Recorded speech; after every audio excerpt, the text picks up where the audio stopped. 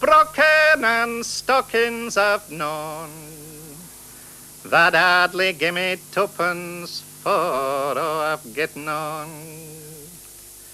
Out Billy had bent, he kept telling me long. We had to find a way of proving whether this music still could live a valid existence, could have the same relevance to the people of Britain as the blues to the black population of America. And I felt that perhaps the best way was to begin by introducing people to the music that was nearest to them in time. That is, music of the 19th century. I've now tied and I've wore out me clothes. Our Billy's all right, but he never clammed. A lot of us were already familiar with the American industrial songs, but it would seem that nobody had recognized the fact that Britain had an industrial tradition and that that industrial tradition had reflected itself in a number of songs.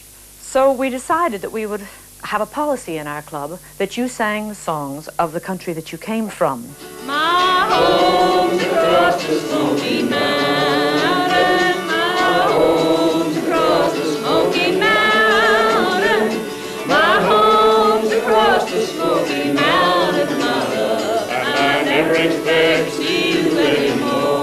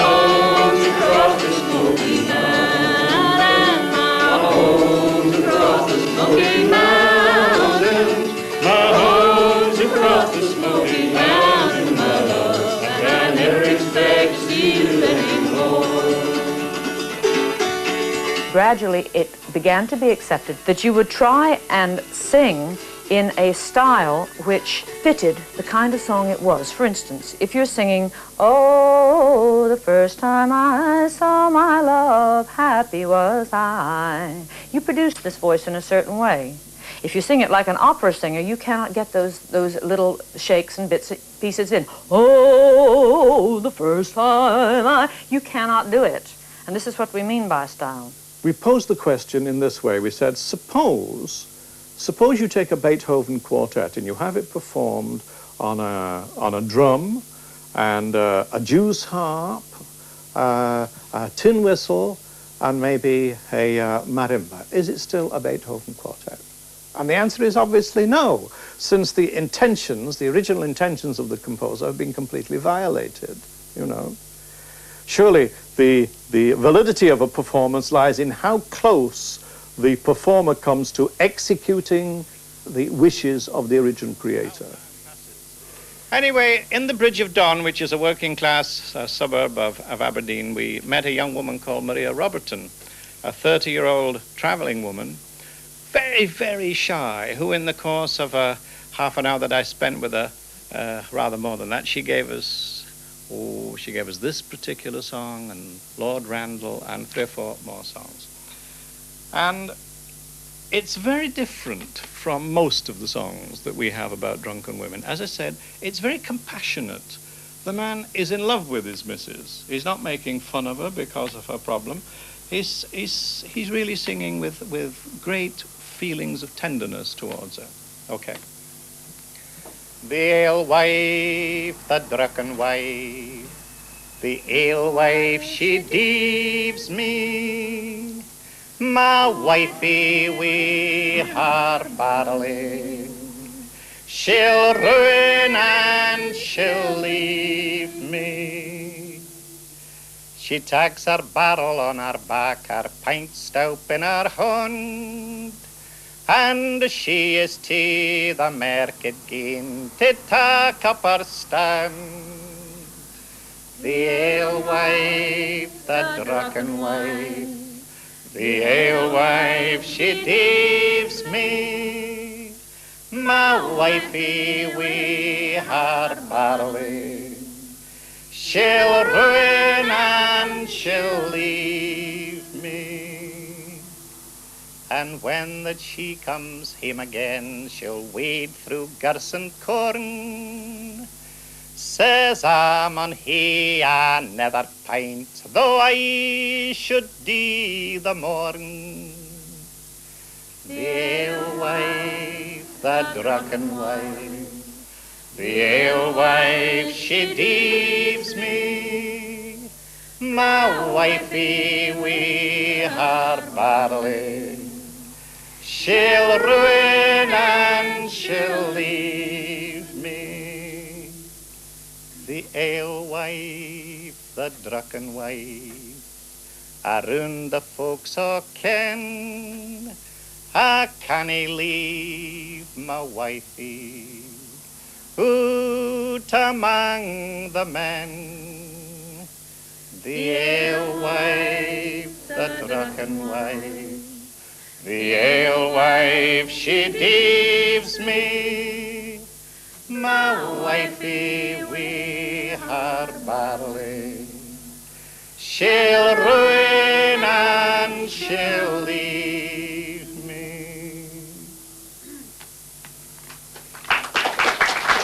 In the early days of the revival, the image of the folk singer was taken from Woody Guthrie, Leadbelly. The whole skiffle movement developed on the basis that you not only sang it yourself, but you played it yourself. The instruments were the American ones. They were the guitar, the 5-string banjo, and the mandolin.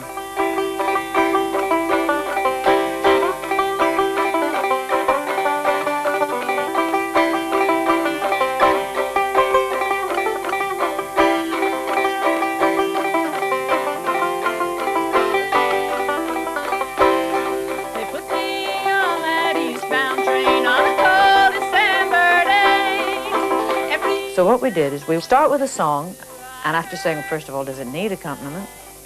Then if you say yes, then you say, well, how can you add accompaniment to it to enhance it? Because people did want to play instruments without ruining the song, without changing its pace, its melody, its rhythm. Now there's a girl in Boston, a girl that I love well. When I gain my freedom, along with her I'll dwell. When I gain my freedom, bad company I will shun. Likewise night walking, gambling, and also drinking rum. These are rhythmic and harmonic instruments, many of them developed by a culture which has mixed with another culture, that is the American and the African. They go very well in American usage, these instruments. But when you plunk them down onto a culture whose music has been unaccompanied for 200 years, it tends to kind of like put corsets on it. And the corsets don't give way, it's the body which does. I think of all the ballads that you have here in southern England, this is probably one of the most popular, especially in Kent and Sussex and Surrey. It's one of those songs which people seem to take to their heart and say, well, this happened in my locality. My great-great-grandfather knew Georgie, or Georgie was buried right over there. And when the song went to America, they did exactly the same thing. As it says in my last verse, Georgie died in Harlan State in Kentucky. It's actually a county. The song originally came, I think, from Scotland. Is that right? Well, I don't know. I mean, all songs come from Scotland, don't they? Well, in a way, yes, that's true. The Ur versions, as they say. As I walked over old London's bridge, it was in the morning early, there I espied a most pretty fair maid lamenting for her Georgine. She said, now saddle to me my black, bridle him right gaily, and I will ride now this livelong night and plead for the life of Georgie. She rode until she came there. It was in the morning early, down on her bended knee she fell, saying, spare the life of Georgie. The judge looked over his left shoulder. He looked both sad and sorry. My pretty fair maid, you have come too late. Georgie's gonna be hung tomorrow. Georgie walked up and down the halls, bidding adieu to matinee. But when he came to his own true love... It's very hard, I think, if you're used, say, to the Meister singers or to the very highly orchestrated sound of the average pop piece, to get used to the idea of an unaccompanied song. Because the way of singing, the style of singing of the person that you hear it from, to you, does not sound skilled. Folk music is not something that you do if you can't do anything else musically. It is a discipline all on its own. Georgie is buried in Harlan State, and over him grows a willow, with a marble slab at his head and feet, and his true love's arm for a pillow. From the very, very beginning, it was obvious that we had to have new songs which were doing for our time what the broadsides and what's the traditional ballads had done for their time. Now, we have a tremendous number of people who don't look on themselves as songwriters, but who write songs, and who are really good. I would say 100 or 200 superb songs come out of the revival every year and are fed back in through the clubs into local experience. Something always keeps you scurrying with problems and with worrying. There's additives in the victuals and there's poisons in the air. There's kids with problem parents and you can't imagine where you'll get the money to pay the bills. You're getting old, getting fat, behind the Joneses, lost your job, and to top that you got no matches for the gas. The head is always aching and the earth is always quaking and the kids are running wild. Cuts, cuts, more cuts, cholesterol, the National Front, the traffic jams, the neutron bomb, Afghanistan. It's raining on your holidays and still you try to smile. Deficits and overflows, the hurdles and the undertows. Haven't we got enough without the nuclear sideshow? Now every time you turn around, you're shelling out another pound. The mortgage, the petrol, the insurance and the rent. A flutter on the pools could be a ruinous event. VAT, PAYE, EEC, alimony by 83. We'll be on our knees and the Portuguese will send us foreign aid. You pay to read the news about inflation and the nation doesn't buy the kids their shoes. Kirby grips and kitty cat, a drop of booze and little things like clothes, heat, light, food, rates, and your Mediterranean cruise. Plenty of ways to lose your pence, from dire need to extravagance. Haven't we got enough without the nuclear expenses? Those of us who are in the revival now, looking back on 30 years, tend to have a bit of a feeling of despair. I think that, first of all, it lost its political direction. And one of the things that gave the folk revival its tremendous liveliness, its happiness, its joyfulness, was the discovery that politics was not something that old men did in back rooms, but something that young people could listen to, could comment upon, could write songs about, could open their mouths and sing about. That was one of the things. To some extent, the revival passed into the hands of the kind of rugby club wallers who think that music is a background for beer. It should be the other way around. Beer should be the background for singing. Why should it be assumed that you can just get out of bed at 2 o'clock in the afternoon and go to a folk club and kind of sing out of tune and the audience are going to respond with rapture? We have a number of very skilled instrumentalists.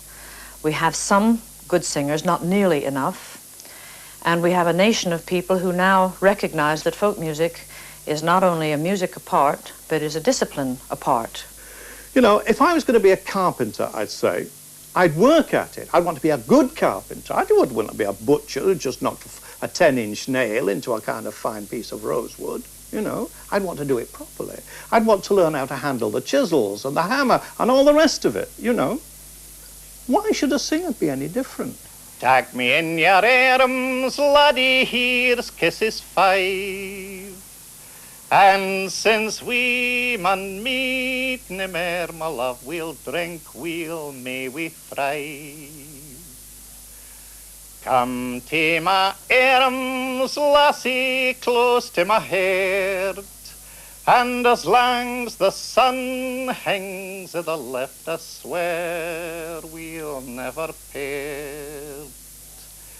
Your feather keeps a crown cock, divides necht for day, and in the middle watch o' the necht in greenwood I'll meet thee. Then mass was sung and bells were rung and all bound for bend. Young Peggy, she's put on her clees and met him in the wind. 'Twas early in the morning, the clock chapped 2. Her father rose up in his bed, crying, Peggy, she's awa'. They've mounted their horses and fast they did run, but lang ere they come to the top of the hill, the lad and lass were yen. Young Peggy.